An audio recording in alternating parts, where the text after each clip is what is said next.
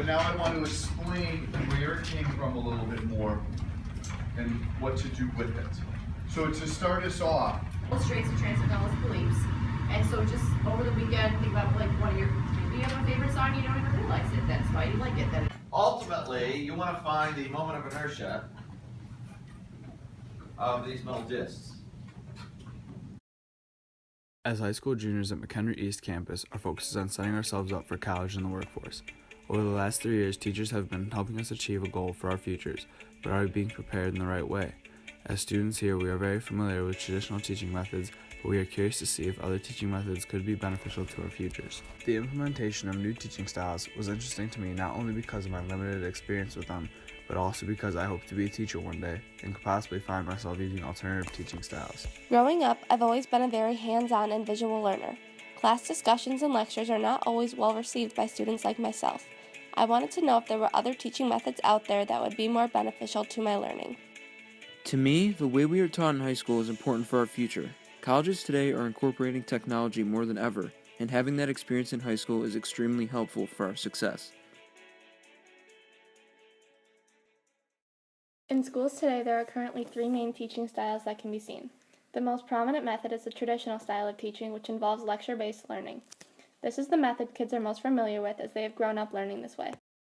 Due to the increased use of technology, teachers such as Mr. Custodio and Mrs. Ryan have utilized the flipped classroom in order to enhance the students' comprehension of the subject. A flipped classroom creates a setting in which students watch videos at home in order to familiarize themselves with the subject and come into class the next day with questions they have about the assignment attached to that lesson. In recent years, a new teaching method known as blended learning has emerged. Blended learning relies heavily on the use of technology to enhance lessons. Blended learning is a combination of in-class learning and online instruction. This new method has been implemented in surrounding districts such as Huntley and Barrington, but cannot be utilized at McHenry High School until we incorporate a one-to-one technology system. In order to analyze the full extent to which certain teaching styles affect our learning ability, we must first see how students are being prepared for high school. Ms. Kozlowskis is an 8th grade math teacher at McHenry Middle School and has been working there for 17 years. With her many years of teaching experience, we wanted to see if Kozlowskis' teaching methods have changed with the evolvement of technology as she prepares kids for high school. teach in a strictly traditional style. So I think you're used to a traditional style from me, but I think you have the skills when you leave me to adapt. For one, I don't think it's appropriate for 8th grade, but 2, it's not my teaching style. I really like the contact with my students and getting to know them as I teach them. After speaking with Ms. Kozlowskis, we went to McHenry East High School to ask students and teachers how they feel about new teaching styles. According to a survey of 51 teachers, only a few, such as Mr. Custodio, use alternative teaching methods. Others rely on traditional methods. However, many teachers admitted they would be open to new teaching styles if they had the necessary technology. We decided to interview former math department chair and current teacher Gina Adams in order to get her opinion of alternative teaching methods. My safest style is very traditional lecture style. However, I believe that students learn most when they are more in a collaborative environment. We also interviewed math teacher Tiffany Ryan and asked her the same question. We were curious to hear Ryan's response because we know she attempted to use the flipped classroom 2 years ago with her freshman geometry students. Whatever works best for that particular lesson is what I try to use. I do like the idea of a flipped classroom for honors classes and for juniors and seniors only. I think it comes with a lot of student responsibility and motivation. When students are not ready for that style of classroom, I don't think it works out well. If a student is really devoted to their studies, the flipped classroom can really develop some great skills and work well. So I think as long as it is what meets the students' needs the best, I think the flipped classroom could be excellent. After hearing what the teachers had to say, we decided to ask students what is their preferred teaching style by simply asking them flipped or traditional. I like traditional classrooms. I like flipped classrooms. I like flipped classrooms. I like traditional classes. I like flipped classrooms. I like flipped classrooms. I prefer the traditional classroom. I prefer flipped classroom. I prefer traditional. I prefer traditional classroom. I prefer traditional. I prefer traditional. I prefer traditional. Traditional. I prefer traditional. I prefer traditional. Well, based on prior experience, I probably prefer traditional. I prefer flipped. We were unable to find seniors to interview because most have never taken a flipped classroom before. Based on a survey taken by 51 juniors at East and West Campus, 42 students hated the flipped classroom and admitted it would need to make some major changes. Only 9 said that they enjoyed it and would like to experience it again. In video interviews we conducted, we saw this negative response toward the flipped classroom confirmed by juniors and sophomores at McHenry East High School. However, the flipped classroom received a more positive response among the freshman class, indicating that the teachers have come closer to perfecting this method, making the environment more enjoyable for students.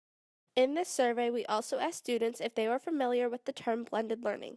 Over half have never heard of it before, but after providing an explanation, 57% of the students were intrigued by this concept. In an effort to learn more about blended learning, we visited Barrington High School to talk with students and teachers who experience this teaching style on a daily basis. Ty Gorman was one of the many administrators who helped bring blended learning to the Barrington School District.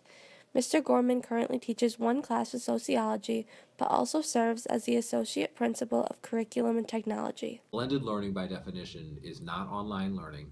It's not just not being in class. Blended learning is any learning that incorporates the brick and mortar in class with teachers with some online aspects. What we say about blended learning, it's giving students more control over time, pace, path, and place.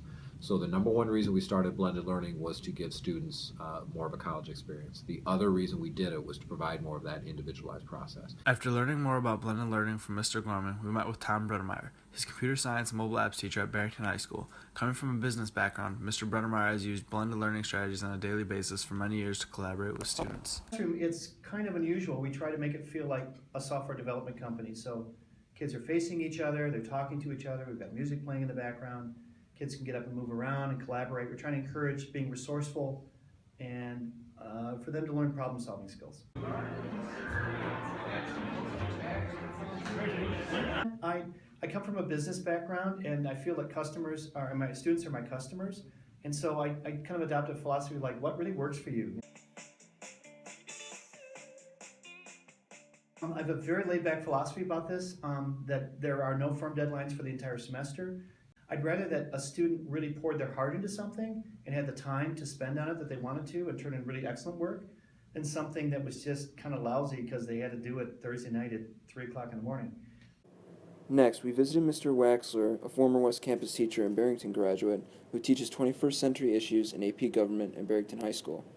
We sat down with him in order to learn more about how he uses blended learning strategies. We find that students, when they are given individual responsibility and the freedom in order to pursue those responsibilities, we found that blended learning techniques are really very valuable. It is a way for students to explore how to learn on their own, but always having the teacher as support. I don't believe with blended learning it's any more conducive to students failing, to them not doing their assignments. The students that aren't doing the traditional assignments probably aren't going to do the blended learning assignments. After discussing the benefits of a blended learning classroom with teachers, we met with Colin McGregor, a junior from Barrington High School, in order to get a student's opinion on this alternative teaching method. We just work facing each other and on our own or in groups. Basically kind of like a lunchroom, okay? You sit where you need to sit in order to get something done, eat, converse. I want to say the whole initiative started about the middle of the 14-15 school year. So 2 years later, we've got 10 courses up and running, another 10 to 15 getting ready to launch. After learning about the success of blended learning at Barrington High School, we support the use of this alternative teaching method and encourage its implementation in District 156. We spoke with Ms. Adams again in order to discuss the possibilities. I believe that in a couple years, 2 to 5 years, I think that this district will be successful in implementing blended learning classrooms. We'll have the technology in place. Hopefully by that time the staff and faculty can be trained effectively.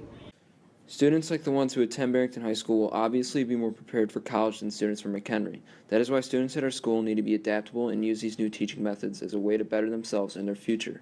Otherwise, if students reject these new methods and waste their opportunity, McHenry will fall behind and lack the preparation needed for a successful academic future.